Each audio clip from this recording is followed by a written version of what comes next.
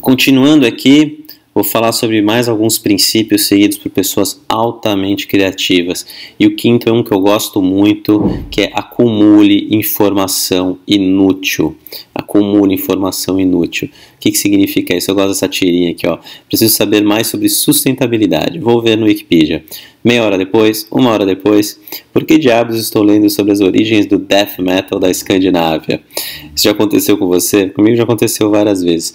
E quando isso acontecer, não se recrimine, não se penalize, não se culpe. Perdi meu tempo, estou sendo improdutivo. Na verdade, o que você está fazendo é colocando mais experiências, mais conhecimento, mais ferramentas na sua caixa de ferramentas. E a criatividade necessita disso. A atividade necessita de informação inútil, informação que nós não necessariamente sabemos para que serve naquele momento. Então, quanto mais experiências você tiver na sua vida, maior é o seu potencial criativo, porque a criatividade, um dos mecanismos neurológicos pelo qual ela funciona, é um que ficou célebre, né? O Steve Jobs fala isso em um dos seus discursos, e que fala assim, que é conectar os pontos. É exatamente isso, conectar os pontos. Pegar informações que não têm relação óbvia, explícita, e de repente você fala, nossa, eu posso juntar isso com isso, que vai dar uma terceira coisa, e isso é muito interessante, e aí você tem o seu momento criativo. Então, o mito 4, e esse é um mito que está presente no mundo corporativo, no sistema educacional das faculdades, que é o da hiperespecialização, que é importante sim, mas só se fala em busca e conhecimento na sua área de especialidade. Então, se você é advogado, só estude, passe todo o seu tempo estudando sobre direito. Se você é administrador, passe todo o tempo estudando sobre administração. E a verdade é que busque, seja curioso, tá? Seja curioso. Como eu já falei, curiosidade é a tendência de valorizar uma informação antes que ela tenha utilidade explícita. Quando você é curioso, você busca entender sobre outras coisas. Agora que está começando a se ver isso no mundo corporativo, em que estão se criando programas para executivos, para que eles vão não só fazer MBA, mas que vão conhecer museus, vão conhecer sobre arte, vão trabalhar culinária, porque agora está caindo a ficha das empresas que isso aumenta a capacidade de conexão, capacidade de criar, de trazer novos elementos para o trabalho e sair da mesmice, sair da mesma coisa. Se todo mundo todo mundo que trabalha em marketing só fica estudando sobre marketing, não se cria nada novo. É aqui que entra um conceito importante da transdisciplinaridade, que é você aprender disciplinas diferentes para poder combinar esses conhecimentos, né? Então, por exemplo, um biólogo que entende de tecnologia, e aí como ele entende de tecnologia e de biologia, ele consegue juntar esses dois e traz alguma coisa nova, se diferencia. Eu posso falar isso, que eu vivi esse tipo de aplicação, né, na minha carreira profissional. Eu tenho pós-graduação em finanças e eu trabalhei em planejamento estratégico em bancos durante muito tempo. Quando eu fui para recursos humanos, que é uma área dominada por pessoas com formação em psicologia, eu consegui trazer coisas diferentes, eu consegui juntar a parte de psicologia e desenvolvimento humano com conhecimentos, minha experiência em finanças e planejamento estratégico, em planos de negócios, e comecei a trazer questionamentos, ideias, posicionamentos que aqueles meus colegas não conseguiam, era muito diferente para eles, e isso trazia uma disrupção, era disruptivo para o grupo. E aí eu comecei a me destacar, exatamente porque não tinha ninguém naquele grupo de profissionais que conseguia fazer as contribuições que eu conseguia em determinados assuntos. E aí eu comecei a me destacar, me diferenciar, e as promoções foram consequências dessa minha diferenciação. Então aqui é um elemento muito importante. O Steve Jobs era um que entendia isso como ninguém, e ele aplicava na Apple, né? Ele fala que conectando os pontos, né? Essa é uma das frases cunhadas aí por Steve Jobs, e eu vou contar uma história bastante interessante. O iPod, uma das maiores inovações aí tecnológicas da nossa era, ele vem exatamente de uma conexão de pontos, né? Para você estimular sua criatividade, é fundamental que você formule uma boa pergunta. né? Formular uma boa pergunta estimula a nosso cérebro, todo o nosso ser, na verdade, a nossa experiência, a buscar uma solução para aquela pergunta, a buscar uma solução eficaz, uma solução surpreendente e simples para aquela pergunta, ou seja, nos estimula a criar.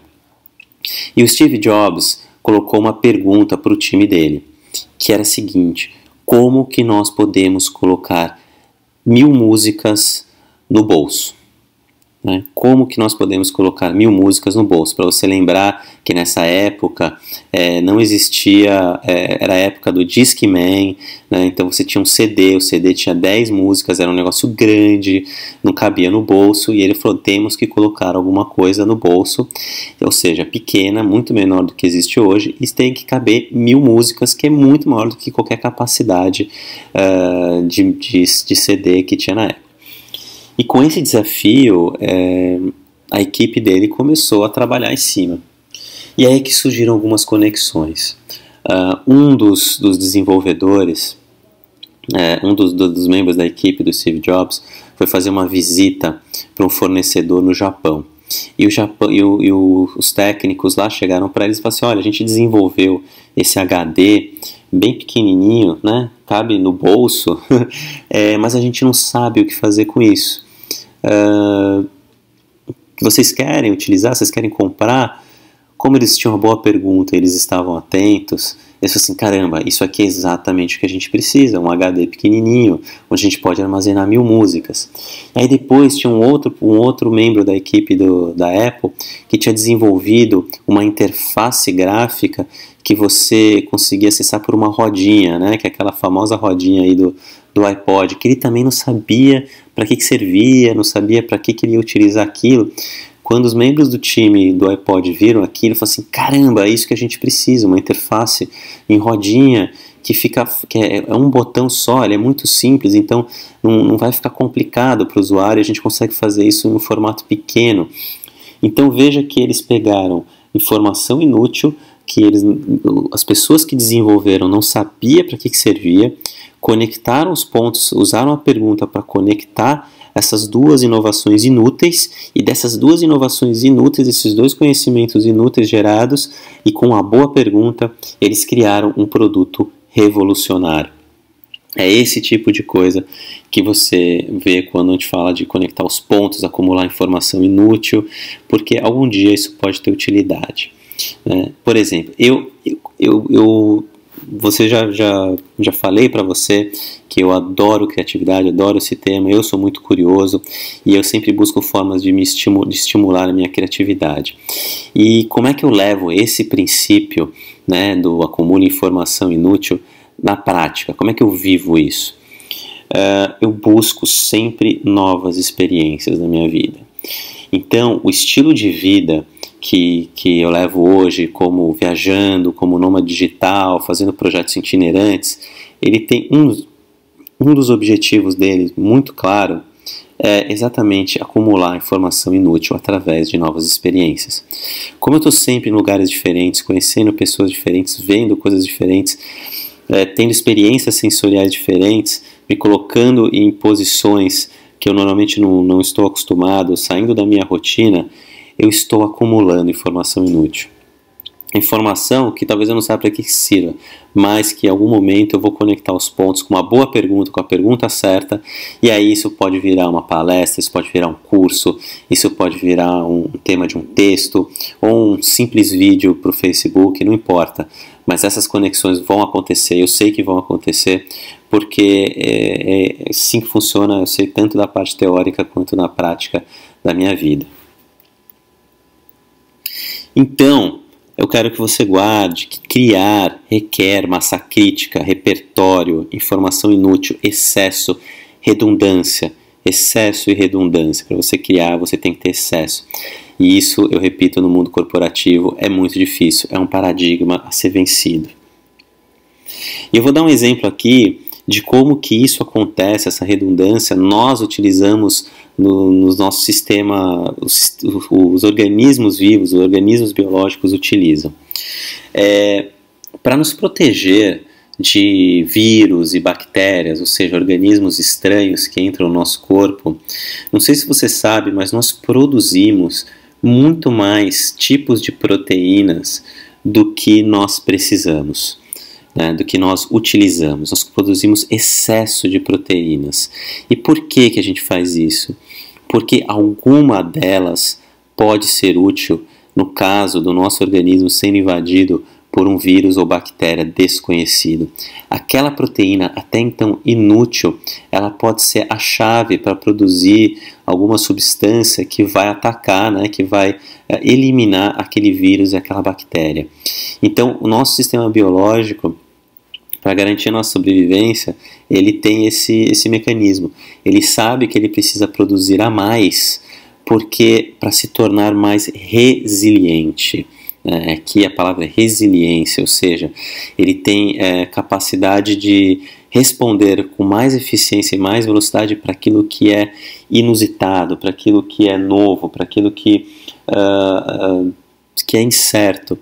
E aí perceba que a sutileza do VUCA, lembra que eu falei do VUCA lá nas primeiras aulas, né, de volatilidade, incerteza, da ambiguidade e complexidade? O nosso organismo humano, ele é um VUCA o tempo inteiro, né? São muitas coisas que podem acontecer. E a natureza sabe que, então, para sobrevivermos, nós temos que ser resilientes. E a resiliência, ela vem da produção de substâncias, de material extra, para que ele possa ser usado numa eventual emergência. Esse é um dos desafios do mundo corporativo, porque o mundo corporativo ele não funciona em cima desse paradigma da resiliência, ele funciona em cima do paradigma da eficiência. Então tudo que é extra é eliminado. E o que acontece?